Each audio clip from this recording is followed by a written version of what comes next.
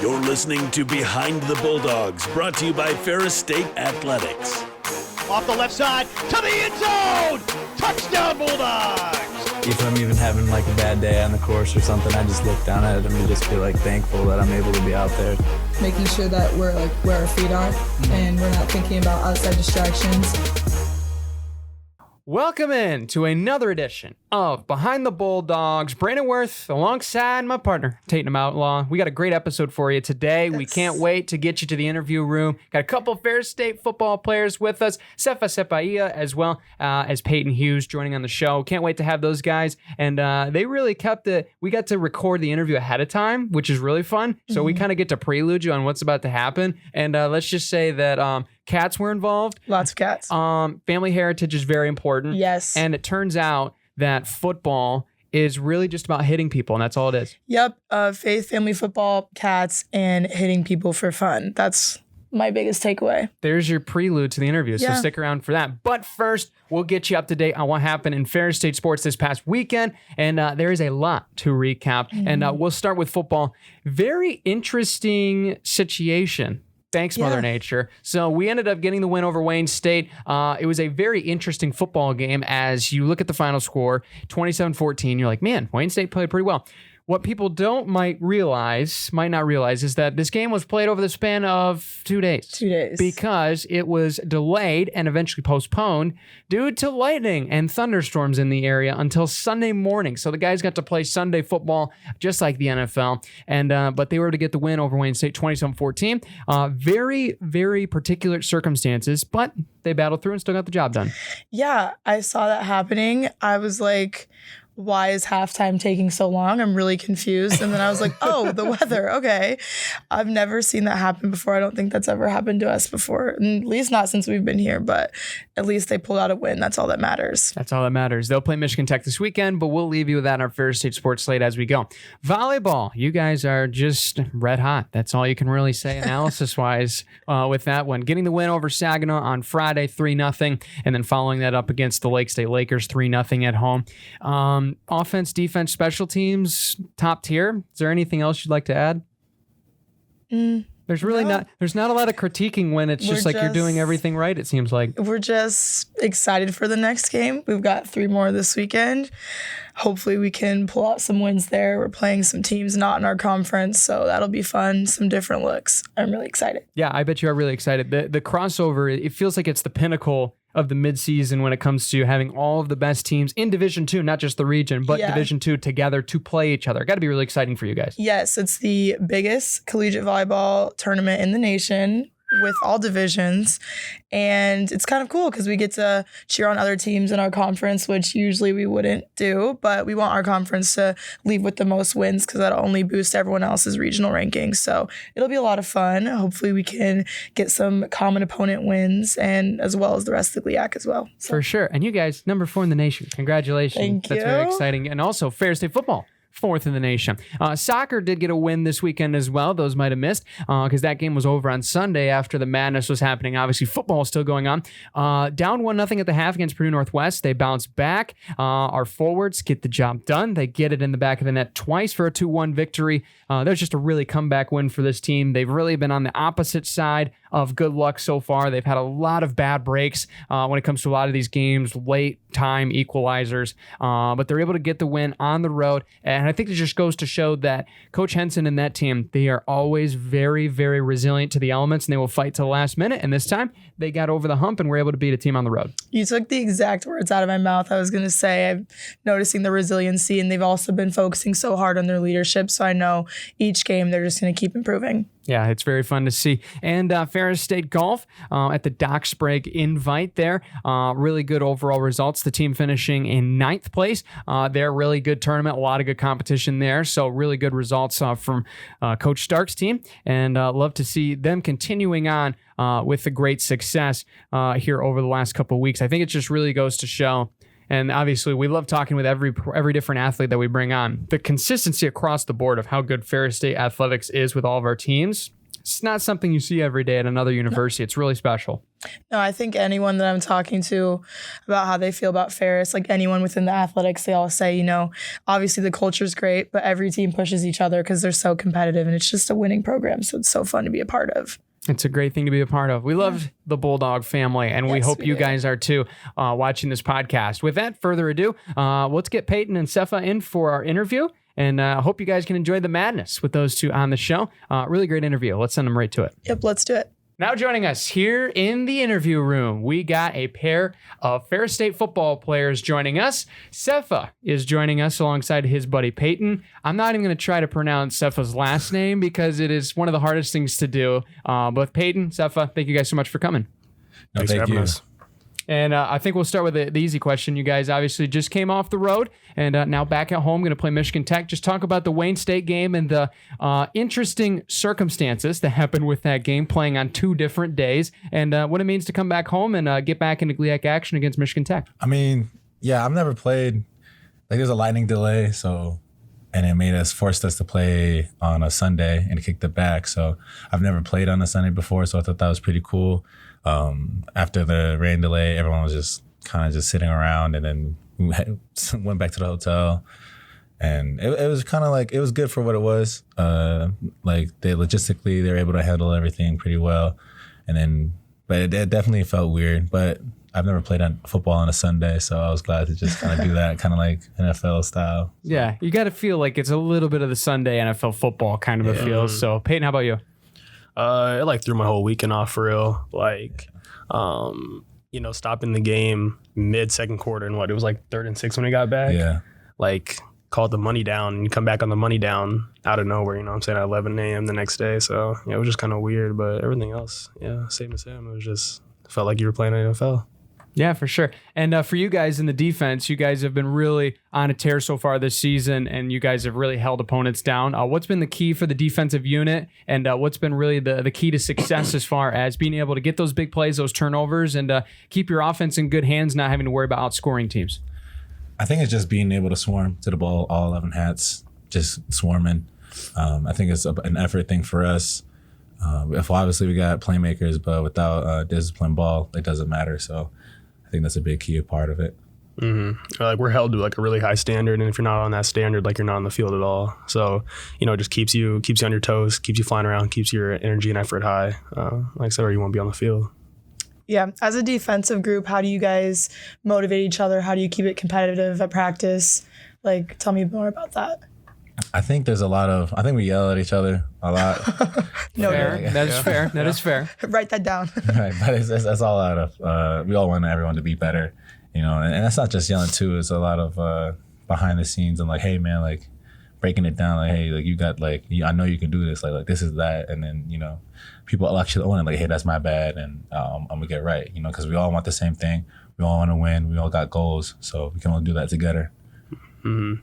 Yeah, and I think we try to hold each other to a high standard of the physical mistakes are going to happen, but the mental mistakes can't, communication errors, stuff like that. I think that's what keeps us to a high T is we're taught to communicate pre-snap, so we'll be right post-snap, and if there's a communication error, like I said, you're not going to be on the field.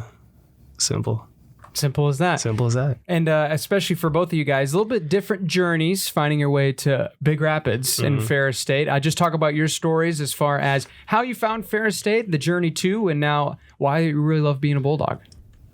Well, mine was kind of the basic, getting recruited out of high school. I didn't even know who Ferris was when I got offered. I was just got done playing a high school game. And the old linebacker coach was there. He kind of watched me. He said he liked what he saw, and he's offered me right then and there. I kind of shrugged it off, and I was oh, thanks, whatever. But nah. Yeah, that's just all right school, I guess. But then, I was already offered by Grand Valley too, so it was kind of I just didn't really know. And then people just started coming up to me hey, Ferris is a really good team. Congratulations. And I was okay, let me look into this. They're actually my last visit. I was looking at other schools, a couple FCS, but then when I came here on my last visit, it was late. I was a very late commit, and so after I came to visit and saw everyone and got exposed to the coaches and how they are, it was a sure thing for me to just come here and want to win. Yeah, I think mine's a little different. I'm from South Dakota, so my dad. I went to Northern State, it's D2 in South Dakota, and my dad had gone there. He played there back in his day, so I was kind of following in his footsteps. Last season, I had started all the games, and there were just some things within that program I wasn't about, so I decided to hit the portal. And right away, things started off hot. D2 wise, like you name them, I had an offer from them, and then some D1 started to come. And right before here, I had taken a visit to Central Missouri. I was 99% sure I was going there, but I had already had, the visit planned here, plane tickets bought, everything like that. So I was like, I can't waste their money, so I might as well just go. And I remember it, the last day, we went to TA's house, had breakfast there, and he was asking me like what I'm down to, like, school wise. And I was like, I really like Central Missouri or whatever. And he walks over to his bookcase and pulls down the 2 national championship rings. He goes, they don't have any of these. And I left his house thinking, yeah, I guess I'm moving to Michigan. What a strong play by TA. Yeah. But getting into you guys specifically here a little bit, and Sefa, especially you and your brother Co both here, which is great to have you guys both here. When it comes to the culture from your guys and your background, very unique in football. You guys have a lot of family ties with the American Samoa. And just talk about that a little bit and what that inspires you with football. Because I know you like to wear the backplate that has the flag on it. Really cool thing about it. Yeah, I mean, it's just kind of growing up. Really, it was my dad, actually. My dad's Samoan, and, my mom's Mexican. But my dad, he played in the league. He played for 8 years, 2 in the practice squad, 6 on the active roster. And so I was just always around him my whole life. And then I didn't realize, until I got really older, that was Samoans and Polynesians are they're just naturally good at football for some reason. I guess God made us. And so, but you hear a thing in a lot of Polynesians talk about it, it's just faith, family, and football, those 3 F's. And all three of those things are really important to us. And that's true for me and my brother here. And so every day we come out here, we just kind of want to just glorify God. And we can do that whether that's through caring for our family or just playing football. So, that's everything we do represents our family and God.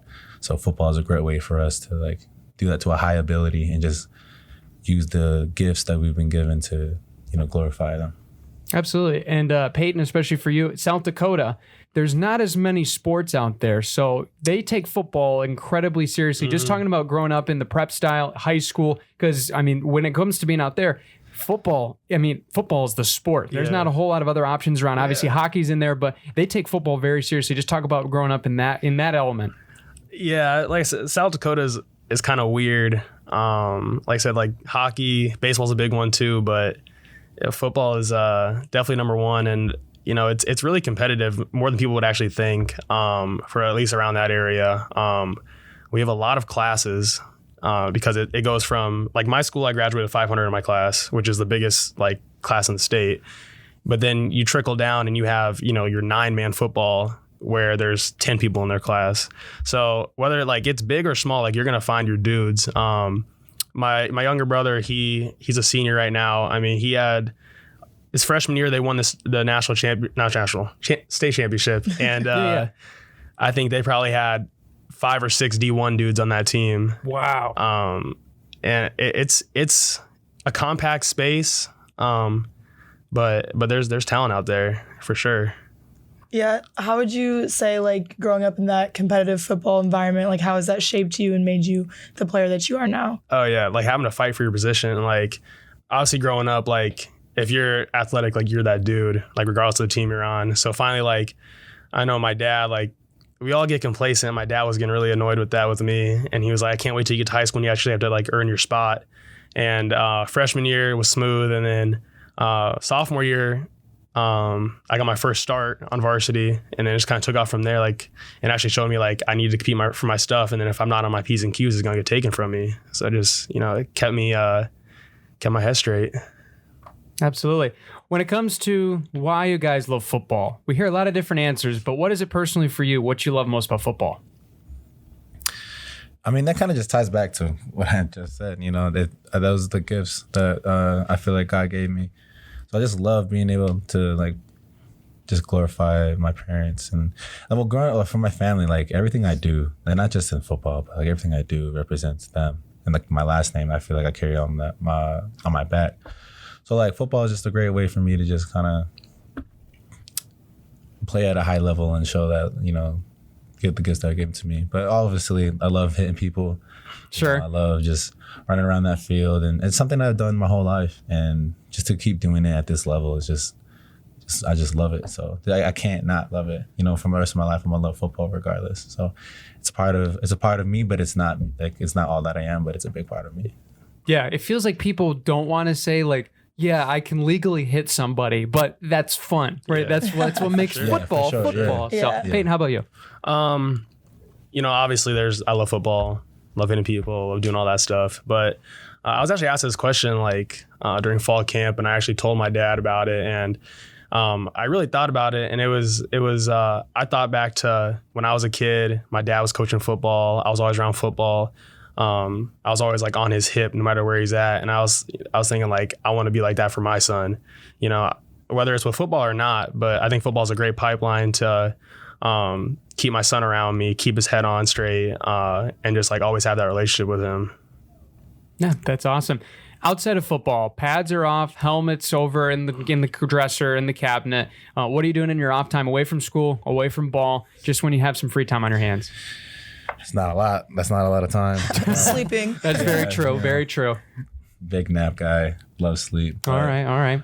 You do look pretty cozy over there right now. Yeah, I I'm know. pretty jealous right now. It's a pretty sweet little sweater. Bundled This is my up. first time wearing it, actually. Ooh, okay. I was like, yeah, I'm going on this podcast. There you go. It's a pod exclusive in our store now. No, I'm just kidding. It's big debut. No, it's getting cold out there, so you know I'm a big sweater guy, but just normally like I watch like anime a lot. All right. I play some games. I don't really like playing video games during the season, but in the summer I'll play some games. But on the flip side, I love playing instruments. I'll play the uke. I play the guitar some. Nice. I like cooking. I like baking. All right. Seems like you have a lot of hobbies. You're like, nah, not many. Just a couple. Names a list of all the talents. Yeah, just kinda like, I just don't got a lot of time to like. I mean, like I'm like a kind of like a jack of all trades. Like I'll dabble in all of them, but like I won't like. I'm not like a master in any of them right now. But if I didn't play football, I probably would be like a cook or something. All right. Nice. Payton, how about you? Really boils down to two things. I'm either gaming, playing like NCAA. I just got into Rocket League actually. Ooh, Kind of late all right. to it. It's a good but game. It a is great pretty game. fun. Or I'm playing with my cat, Kyle. Oh, She knows, yeah. Kyle. Tatum knows about Kyle. Yep, he's the only reason I'm friends with. I'm just kidding. Ah, I'm kidding. Nah, she walked into my Podcast house the other day. Yeah, she walked into my house the other day. First thing she says is, "Where's the cat?" Oh, Not how are you? No nothing. Just wait, where's Kyle? Where's Kyle? Peyton is the ultimate cat dad. I'm a great cat dad. For sure. Shout out to Kyle. Shout out to Kyle, man. I don't think Kyle's watching, but He watches TV, which is the crazy part. does he? He sits on top of the couch and he'll watch the TV. No kidding. Yeah, and Maybe he's watching the podcast. Yeah. He's watching Like the if you got something on your phone, he's like, he has the phone like this close to his face. Like he'll just like look down at the phone. It's like an iPad kid. Exactly. but Interesting. for a iPad cat. Interesting. He's a smart cat. iPad cat. Yeah, literally. cat. That's crazy. We'll leave with this too. Academically, what are you guys studying? Why'd you pick it? And what do you want it to be later in life as a job? Well, I already got my degree in business data analytics, but right now I'm in my master's for data science and analytics with a concentration in business intelligence. Pretty much I got into it accidentally. In high school, I was like selling like candies, and you know I came to school with like 3 bags of like candy, and like I'll skip class to go sell. Like I was like, You're a businessman. You were that kid in I high was school. but so yeah, I did that. I love the entrepreneurship about that and just kind of doing that. And I'm really good at math, so I wanted to be in business in college. I knew for sure. I didn't know what I wanted to do. And then freshman year came COVID, obviously, and then I got COVID. They caught me leaving the dorm, the COVID dorm, and so I had to go see the people, like the conduct people, and you know deal with that, whatever. And then the guy was after that. He just started talking to me about like my major, and I was like, yeah, I'm just undecided kind of right now. And he told me to try out data science because it was like math and business related. And then I tried it out and like everyone was like, it's a lot of stats, but I never took stats. So I was like, I'm gonna try it. You know, if everyone hates it, you know, I might like it. And I liked it. So I just kind of fell into it. And then, yeah, so now that's what I'm gonna do. That's what I'm doing. There you go. So you got in trouble and left with a major. Yes. So for everyone listening, break all the rules in your dorm, and then you'll figure out what you want to study. There you go. That's all it is. A little bit of trouble. That's it. Yeah. Payton, I know this is a lot, but can you top that story? No. Okay. I kind of bounced around like typical, like came in with exercise science. One of my professors, 'cause at that time I was looking to go into like physical therapy. So my professor convinced me to switch to biology because it looks better on I your, started with that too. Yeah, all that good stuff. And then I got here, wanted to go back to exercise science. They didn't have it. So I'm integrative studies, but making exercise science major, and I think I just want to be a strength coach, probably at the high school level, because I did an internship like 2 summers ago with the high school. In the summer, I fell in love with it. I think at the end goal, I kind of maybe want to open up a gym somewhere. Nice. I think that's especially in this day and age, everyone's trying to be in the gym, Right. like Everybody. Maybe I'll be lax on the recording rules, and who knows, maybe I'll be rich one day. Heck yeah. Maybe that's the I'll goal. go to your gym. Fun fact, Payton was just lifting right now before this podcast. He pulled me out of the weight room. Literally getting the work in. Yep. We appreciate you taking your time out to come join us. Yes. So, Of course. well, we won't keep you any longer. We'll get you back to your There lift. we But go. first, final question we ask everybody on the show. What's your favorite thing about being here at Ferris State and being a Bulldog? I like the intimacy about the campus, the community, and just how like it may be kind of smaller than other universities, but I feel like the connections between people and just the vibe just about the whole city. I think that's what I appreciate about it the most. For sure. Yeah, I mean, I was kind of going the same route. Like my last school was like 2,000 people. It was cold. I hated it. And like you come here, it's still cold, but not nearly as cold as there. And like the campus is bigger, more people, but it still got like kind of that small school feel, like you don't have 3,000 people in your class. The teachers actually know your name still. Like I feel like it's like the perfect mix. I think that's the best part about it for real. Awesome. Well, that sounds amazing. And we appreciate both of you guys for coming onto the show. Thank you guys so much for having us. And good luck this weekend here on Saturday against Michigan Tech. Thank you. Big thanks to Payton and Sefa for joining us here on the show. Hopefully you guys love those interviews. We love bringing them to you because it's just as fun for us to talk with those guys as they have for coming on. And I think it's something that keeps us on our toes quite often on the show. I totally agree. And I didn't realize before having them on how wholesome it was going to be. I think it was just beautiful how much they talked about how their like family and where they grew up has had an impact on where they are now. So it was cool just to see like what motivates them. Absolutely. It is very cool to see. Every player plays for a different purpose, right? And it's great to hear those kind of stories. So we'll leave you with the Ferris State Sports Slate before you go. Lots on deck this weekend, starting on the 18th of October. That is on Friday. We got Saginaw Valley State will be hosting a cross-country invite. We'll see some of the Bulldogs over there in a split squad meet. So you'll see some, not all, over there as we have GLIACs next week here at Khaki at this place. Very Best excited. time of the year is Best GLIAC time of the year. A lot of things in the woodwork and the rumor mill. This is going to be a pretty sweet event, so be sure to put that on your calendar. We also got volleyball heading over to Hammond, Indiana for now what I have just learned as the biggest volleyball tournament, regardless of division, in all of the nation. So that's really exciting. You guys play Northwood for sure. Yes. Again. Yes. Somehow the seating, we don't know how that works. But you guys play Northwood and then another team on Friday, and then you guys will play again on Saturday. TBD the opponent. Obviously, if you do really well, you're going to play a team that has also done really well. So we hope that happens to see you guys play on Saturday. Women's soccer is home over just down the way from the sports complex, which we're recording at right now over at the South Athletic Fields. They will play Northern Michigan, a really good team at 1:00 over there. So stop by if you're in the area, cheer on the Bulldogs. And hockey will be away this weekend. They will be playing on Friday and Saturday night over in New York at St. Lawrence, the Skating Saints, a team that played here last year. Unfortunately, they left with the last laugh. Hopefully the Bulldogs Bulldogs will go on the road and do the same back to them and reciprocate those results from last year. Then we have football, of course, on Saturday here at Top Tiger. You can watch those guys play against Michigan Tech. The Huskies coming to town. 1 o'clock opening kickoff from Top Tiger Field. And then we also have women's soccer. Michigan Tech is in town on Sunday to take on the Bulldogs. That will also be a 1 o'clock game kickoff over at the South Athletic Field, so you can check that out. And shout out to women's golf as well. St. Leo Invitational will be on Monday and Tuesday. And then we'll have also, fun fact, basketball exhibition. Hey-yo, our first of the season. That is not against team members from past years, as the alumni game was this past weekend. We will see the Knights from Calvin University in town playing at Jim Wake Arena and Coach Bronkman's team, so you can check that out as well and book that for your calendar on Tuesday at 7 o'clock over in Jim Wake Arena. A lot of fun things on deck, and we hope to see the Bulldog fans just out and about this weekend cheering on Ferris State. Yeah, bundle up, go support some soccer and football, and hopefully we can get some wins. Absolutely. Bring a blanket as well as potential hand warmers. Yes. Might get chilly. But thanks for watching this podcast.